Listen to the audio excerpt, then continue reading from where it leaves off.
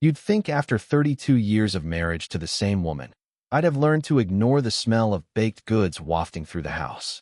But you'd be wrong. To me, the scent of cinnamon rolls or fresh peach cobblers still brought back memories of Sunday mornings in our little kitchen, kids laughing, sunlight streaming through the curtains. My wife, Patty, humming as she stirred the batter. Yeah, we had our routine. Church folks, Midwest town, quiet life. Or so I thought. Funny thing about routines, they blind you to change. You go about your days assuming everything is the same. Until one day it isn't. My first clue? Late-night choir practice. Now, I've been a member of First Grace Methodist since I was 6 years old.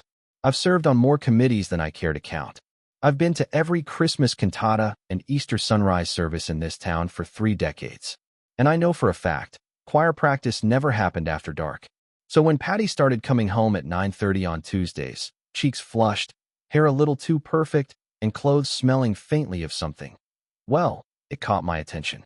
"Oh, the choir director's trying some new arrangements," she said one night, tossing her purse on the counter. "We're staying late to work through them." I grunted and went back to my crossword. But a little voice in my head whispered, "Since when?" The next week, it happened again. And again, Patty became downright giddy about choir. "We've got such a good blend this year," she said over breakfast. "Reggie's been so helpful with the harmonies." Reggie, short for Reginald Stokes. Widower. Choir director. Charmer. I knew the man. Polite enough. Always wore tailored slacks and cologne that smelled like cedar and cloves. The type of guy who hugged a little too long and smiled a little too wide.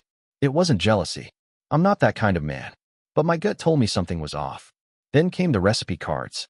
Patty loved to bake. Had drawers full of handwritten recipe cards, some dating back to her grandmother. One afternoon, she left her choir tote bag on the kitchen table. I wasn't snooping, really, just moving it to set down the groceries. When a stack of new recipe cards fell out, curiosity got the better of me. They weren't in her handwriting. I picked one up.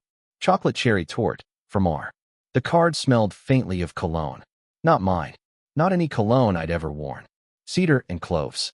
I tucked the card back in the stack and set the bag down carefully. That night, over dinner, I tested the waters. "So," I said casually, "Reggie seems pretty involved with the choir these days." Patty flushed and waved a hand. "Oh, he's just trying to fill the void. Poor man's still grieving.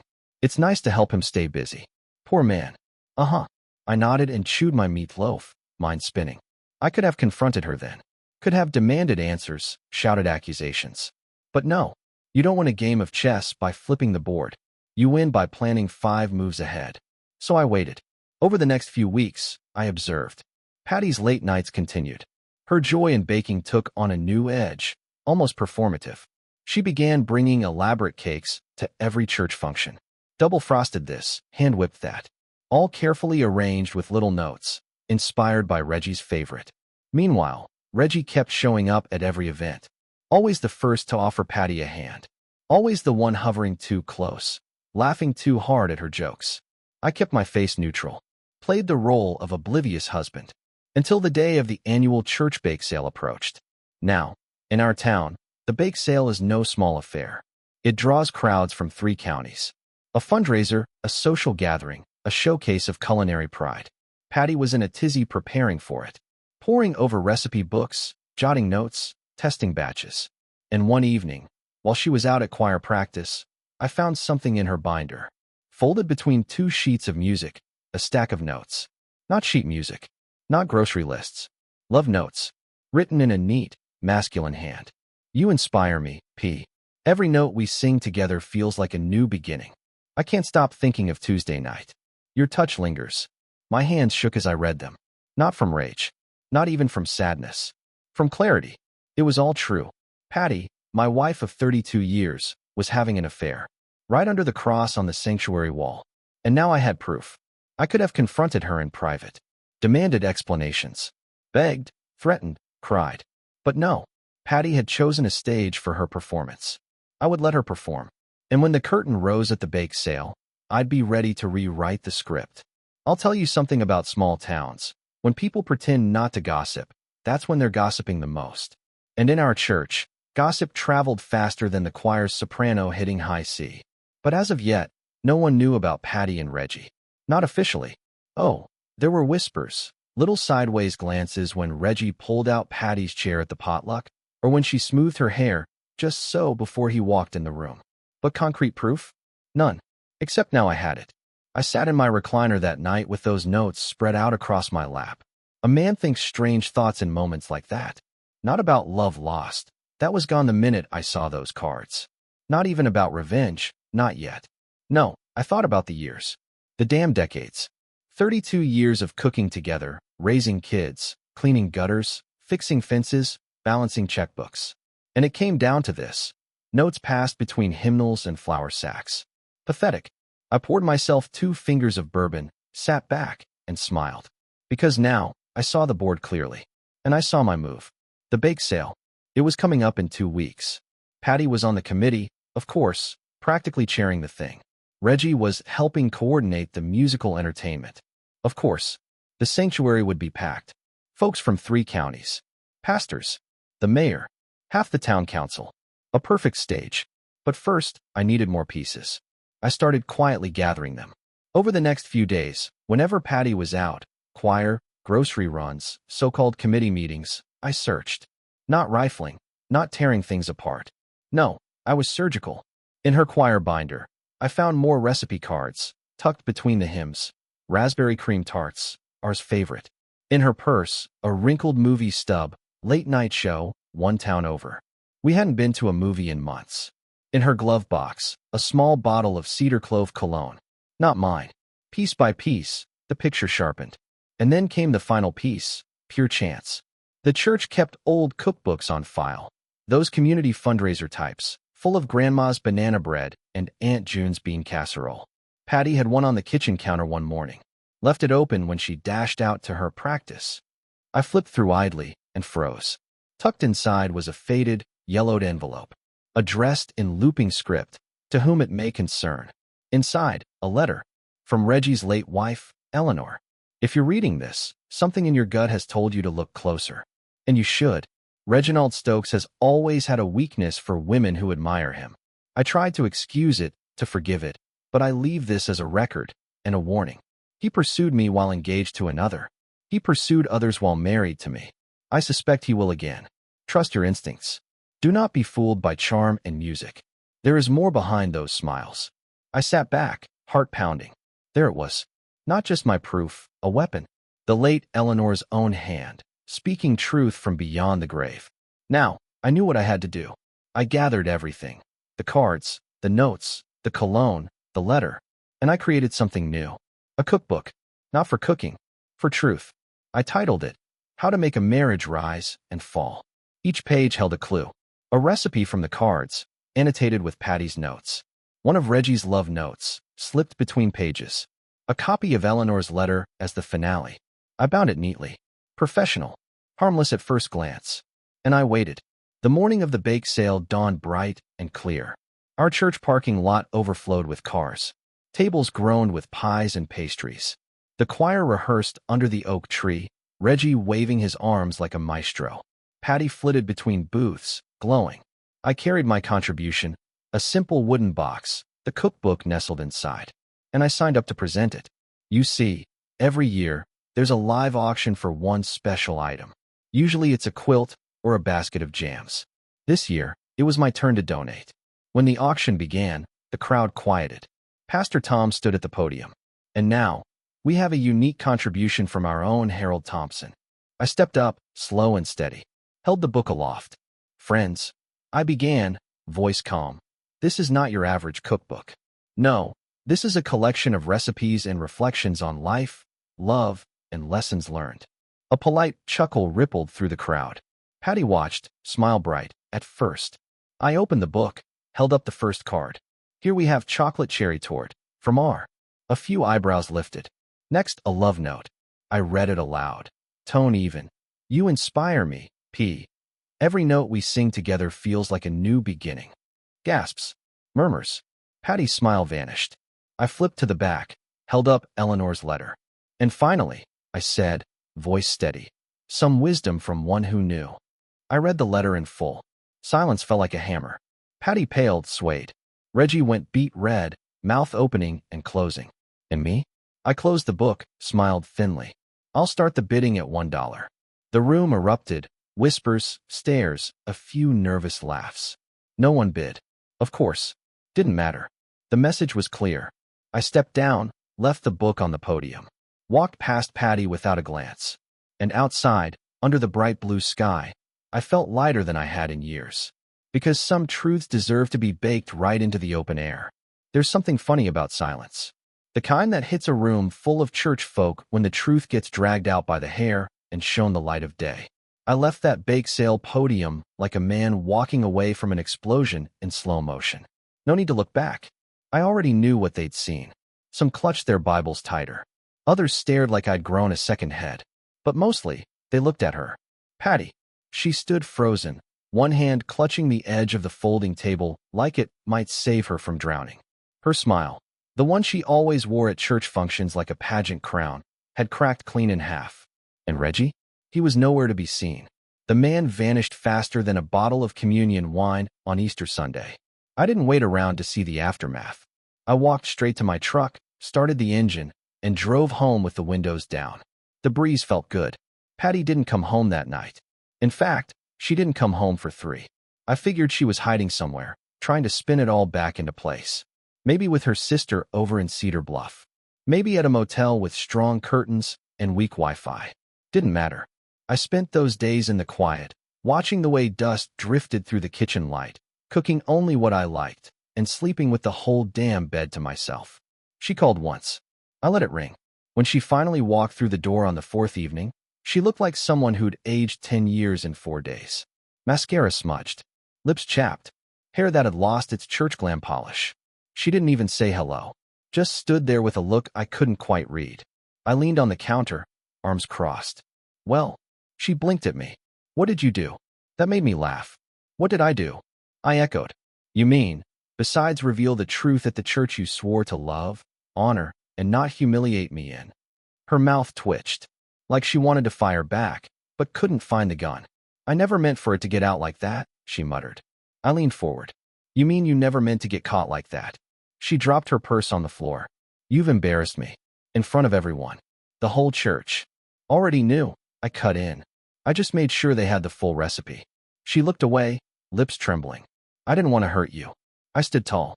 Then maybe you shouldn't have cheated on me with a choir director in the back of God's house. She flinched. Good. We stood in silence for a long beat. Then, she whispered, I think we should talk. I shrugged. Go ahead. She sat down slowly, folding her hands in her lap, like she was about to confess to a parole board. It wasn't serious, she said. Reggie was just comforting. After Eleanor died, he was lonely. I was lonely. You'd been distant. There it was. The classic playbook. Justification by loneliness. I stayed quiet. She pressed on. It started slow. Just talking. Then it got complicated. He made me feel seen. I nodded slowly. So instead of marriage counseling or prayer or a hard conversation, you went with hymns and hotel rooms. Her face crumpled. I made a mistake. No, I said coldly. You made a choice. Repeatedly. Tears pooled in her eyes. So what now? I looked at her for a long moment. And that's when I realized I wasn't angry anymore. I was done. Tired. Finished with the act of pretending this marriage was anything but a potluck casserole that had gone cold and crusty. I think, I said, you should pack a bag. She blinked. What? You need to stay somewhere else for a while. I need space. To think. To breathe without the smell of your choir perfume in my house. She opened her mouth, then closed it. After a moment, she nodded. Okay, she whispered. She left without argument. That's how you know someone's guilty. Not when they yell. When they nod. Quiet. Beaten. And then the calls started coming in. Not for her. For me. Pastor Tom. Deacon Ellis. Mrs. Green from the Altar Guild. All of them, suddenly eager to check in. See how I was doing. Offer prayers. Express shock, at how things unfolded. I thanked them. Politely. Declined the potluck invites and prayer circles. Let them sit with their own discomfort. But one call stood out. It came from a number I didn't recognize. I picked up out of habit. The voice on the other end was soft. Southern. Older. Is this Mr. Harold Thompson? Yes, ma'am, I said cautiously. This is Marion, Eleanor's sister. I sat up straighter. Eleanor. As in Reggie's late wife. Yes, she said. I heard what you read at the bake sale. The letter. That was hers. I stayed quiet. She left it with me years ago, Marion said. Just in case. Said if something ever happened to her, and if Reg ever started back up again, someone should know. My throat felt tight. She said you'd know when the time was right. Said you'd be brave. I couldn't speak. She was right, Marion whispered. I cleared my throat. Thank you, ma'am. I just wanted to say thank you. You gave her voice back. I hung up and sat in the quiet. Eleanor. Even in death, she'd told the truth.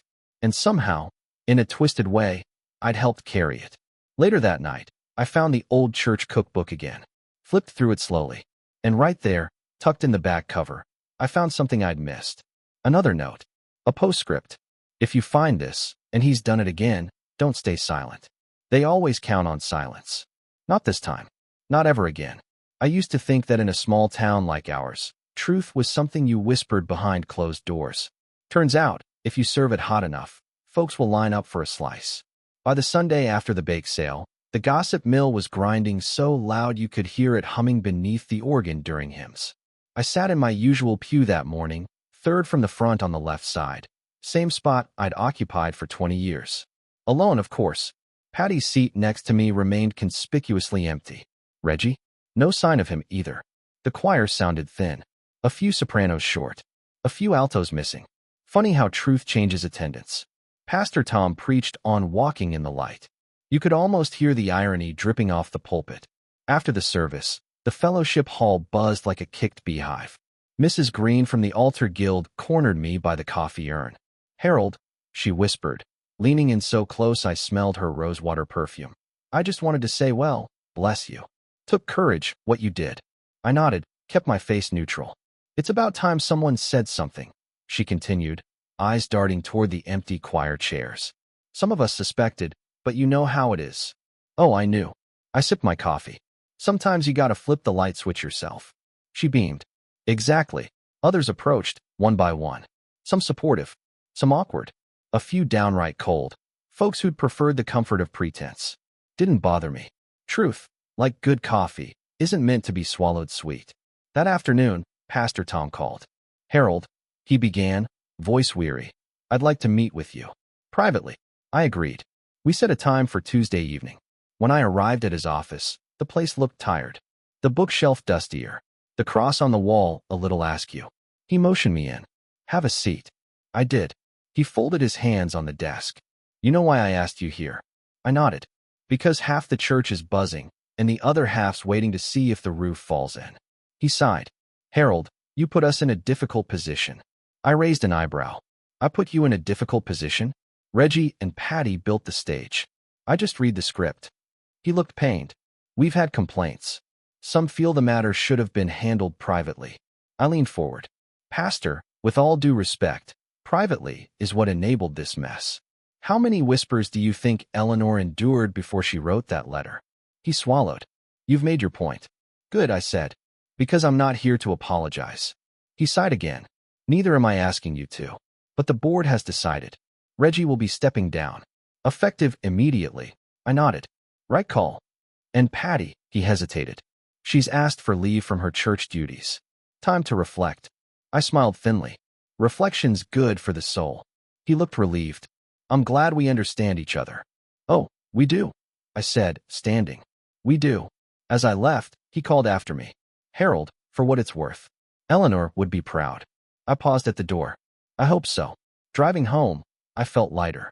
Not victorious. Not vindictive. Just clearer. But the story wasn't quite over yet. Later that week, a small package arrived at my door. No return address. Inside, a plain manila envelope. And inside that, a bundle of photographs. Candid shots. Reggie and Patty, in a booth at the diner 3 towns over. At a park. Holding hands. Kissing beneath a maple tree. Stamped on the back, property of Eleanor Stokes. There was a note, too. For the record. In case the truth needs repeating.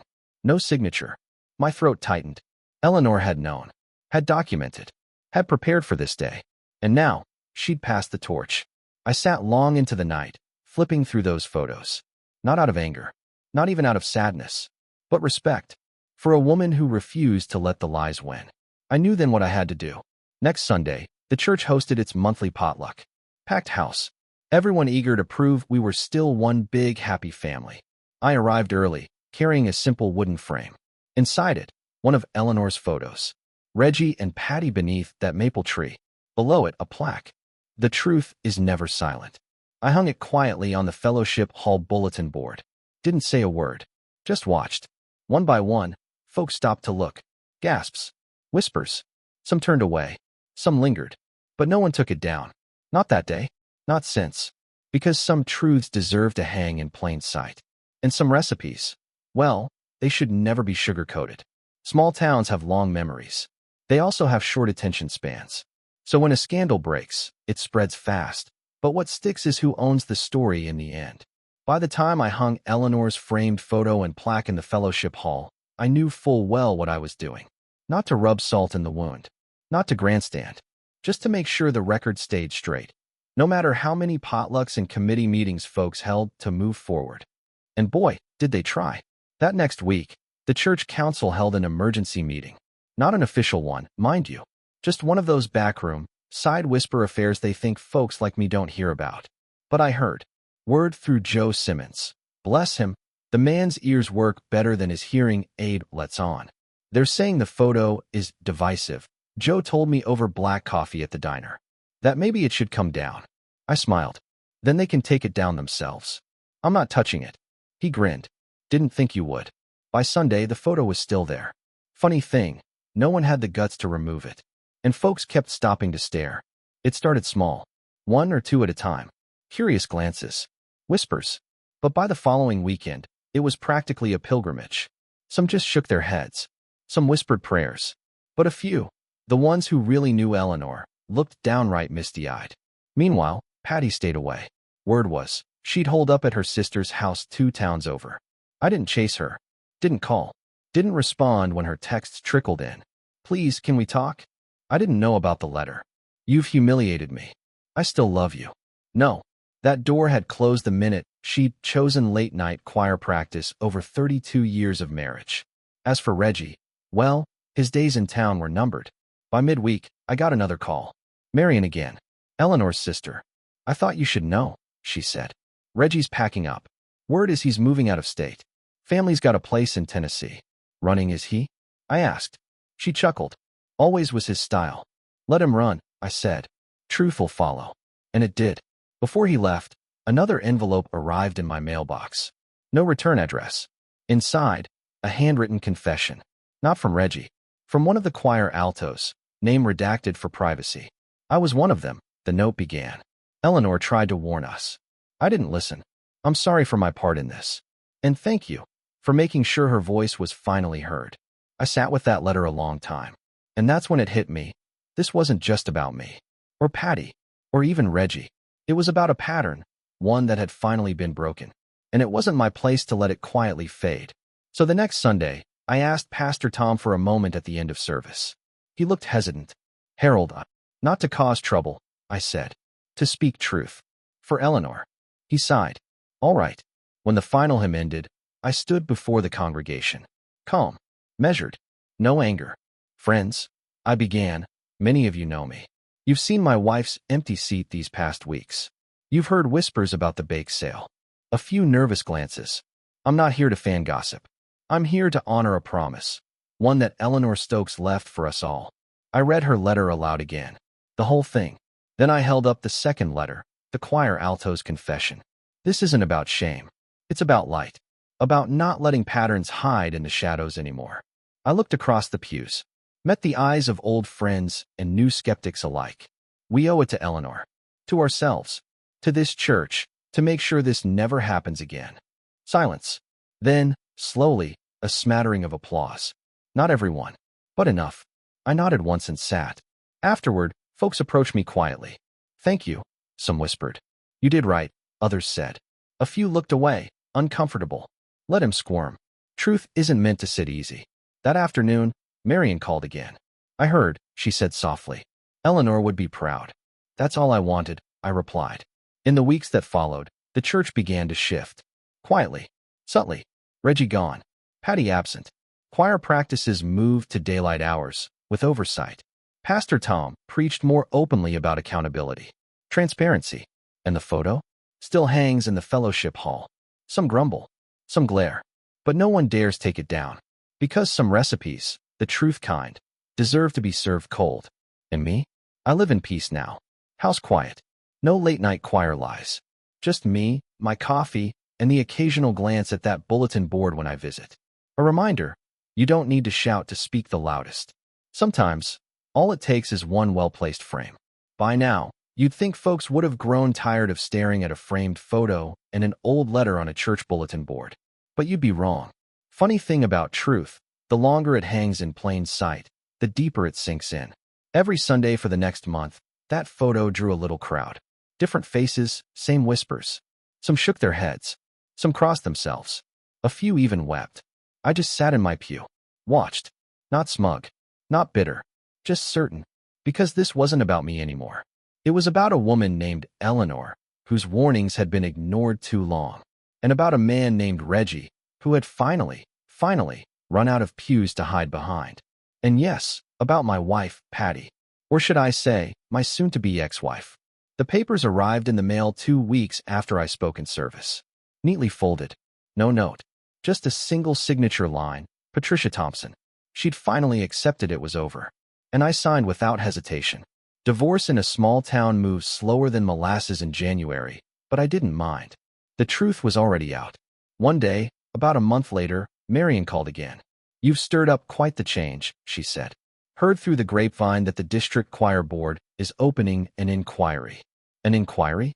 I asked. She chuckled. Reggie applied for a choir director position downstate. Guess word traveled. Good. Let the truth follow him. As for Patty, well, that twist came sooner than I expected. It was a crisp autumn morning when I got the knock at my door. I opened it to find Megan, a young woman I recognized from choir. One of the newer altos. She looked nervous, clutched a small box in her hands. Mr. Thompson, she began, voice trembling. I wasn't sure whether to come, but, come on in, I said gently. She stepped inside, eyes darting. I found this, she said, placing the box on my kitchen table. In the church basement, cleaning out old files. It's Eleanor's. My breath caught. I opened the box slowly. Inside, more letters. Dozens. All addressed to Reggie. All unopened. Written in Eleanor's delicate script. Words he'd clearly hidden, ignored, denied. Love letters. Please. Warnings. And one final envelope marked, to the truth. I opened it carefully. If you find this, it means Reg has done it again. I am sorry for those caught in his web. I love this church. I loved its people. But some things rot from within if left unchecked. If you have found this, do not stay silent. Light drives out the shadows. I sat back, heart pounding. Here was the final nail. Not just a pattern. A documented history. Reggie had preyed on Eleanor. On others. On Patty. And all along, the church had turned a blind eye. No more. That Sunday, I brought the box to Pastor Tom. Set it gently on his desk. He opened it. Pale. Silent. You need to read these, I said. And I left. By the following week, the entire board had seen them. An emergency meeting was called. By public statement, Reggie was barred from holding any church leadership position in our county or any affiliated district. The letter was read aloud in service. Eleanor's voice, finally heard in full. And the photo? It stayed up, framed now in glass. A permanent reminder. As for me, well, life settled into a new rhythm. I kept the house, stripped it of choir knickknacks and rose-scented candles. Built a new shelf in my workshop, one that holds a simple wooden box. Eleanor's letters. Her legacy. Patty never returned. Last I heard, she moved in with her sister permanently. I didn't attend the final divorce hearing. Let my lawyer handle it. Some endings don't need a front row seat. One quiet afternoon, I found myself back in the fellowship hall. Coffee in hand, I stood before that photo. A little crowd had gathered. And amid them, Megan. She looked at me, eyes steady. Thank you, she said softly, for giving her a voice. I nodded. Some stories are worth telling, even if they bake a few nerves raw. As I turned to leave, I overheard a woman whisper behind me. Did you know? Eleanor tried to warn them. Years ago, another replied. Thank God someone finally listened. I smiled. Sometimes revenge isn't fire and fury. Sometimes it's a quiet truth, nailed to a wall, where no one can look away. And me? I'm just an old craftsman who built one hell of a display case. Subscribe to the channel